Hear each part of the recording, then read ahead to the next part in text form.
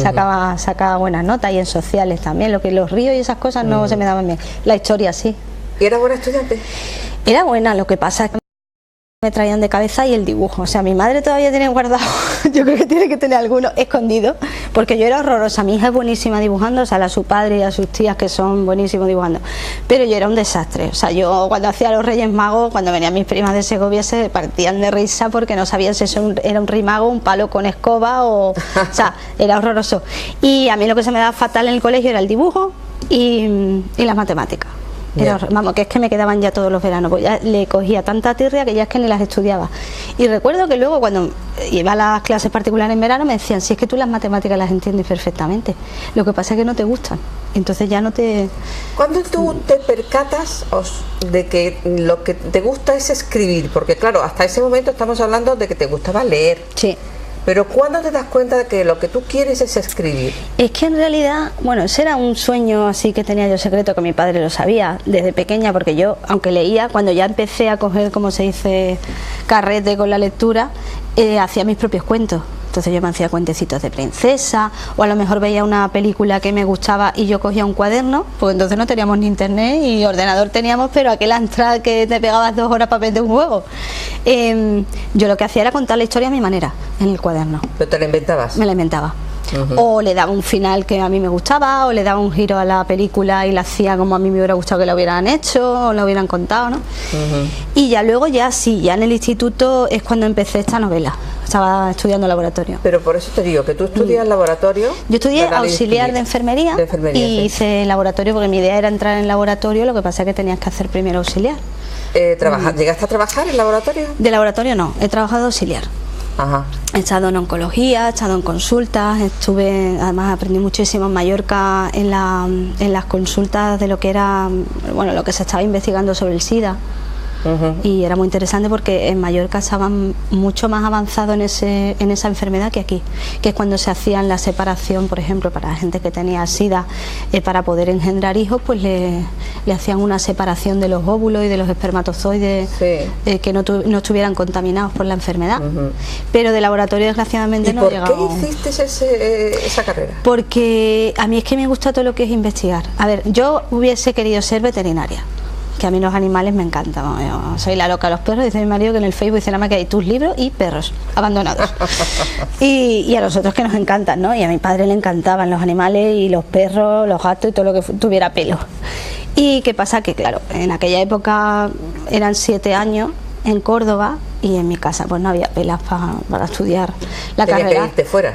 Claro, y tenías que pagarte un piso, y mi padre pues lo que tenía era una minusvalía, porque él tenía las 2 caderas, con 40 años tenía las 2 caderas postizas, ¿no? Y entonces tuvo que dejar de trabajar muy pronto y bueno, le dieron su minusvalía, claro, tenía una invalidez, entonces no había dinero. Y claro, la carrera veterinaria no es de una carrera que tú digas, bueno, me voy los fines de semana, me voy por las tardes a trabajar y luego estudio. No, la carrera veterinaria es una carrera súper fuerte, que ahora han reducido muchísimo los años, pero era una carrera de estudiar, además me lo decía gente que... Tenías que ir fuera de todas las maneras, porque tú eres de Jerez, ¿no? Yo soy de Jerez. ¿Tú has vivido siempre en Jerez? Siempre. Menos cuando hemos estado en Mallorca trabajando, siempre.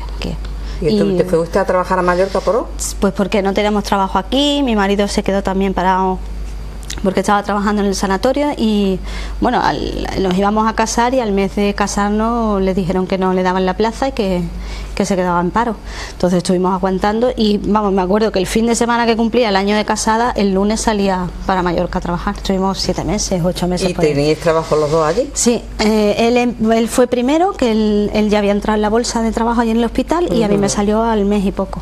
Y estuve trabajando allí en consultas y eso. Lo que pasa es que, claro, cuando tú pagas aquí una hipoteca y estás trabajando allí y pagábamos allí como 3 veces lo que pagábamos aquí de casa, porque los alquileres allí eran grandísimos, no te compensaba, porque era vivir allí, vivir aquí, y lo que te quedaba era eso para pagar aquí, punto. Claro. No podías ni ahorrar un dinero que dijera, bueno, pues voy a pagar más años de casa. Pero bueno, fue una experiencia muy bonita y aprendí un montón. ¿Cuánto tiempo? Pues estuvimos 7 o 8 meses. Ajá. Y bueno, ya nos vinimos, que fue cuando pasó, de hecho me acuerdo que pasó lo de las Torres Gemelas, que venía yo de trabajar y llegué de trabajar al piso donde nosotros tenemos alquilado y vi lo de las Torres y yo pensando que era una película, porque claro, yo venía a comer ya a casa, que ya había trabajado toda la mañana. Y cuando ya empecé a darle a los canales y vi que todo salía lo mismo, dije, ostras, aquí ha pasado algo. Y fue cuando ya se desencadenó el boom. Y yo me acuerdo que yo decía, pues ya mi padre había muerto hacía 2 años.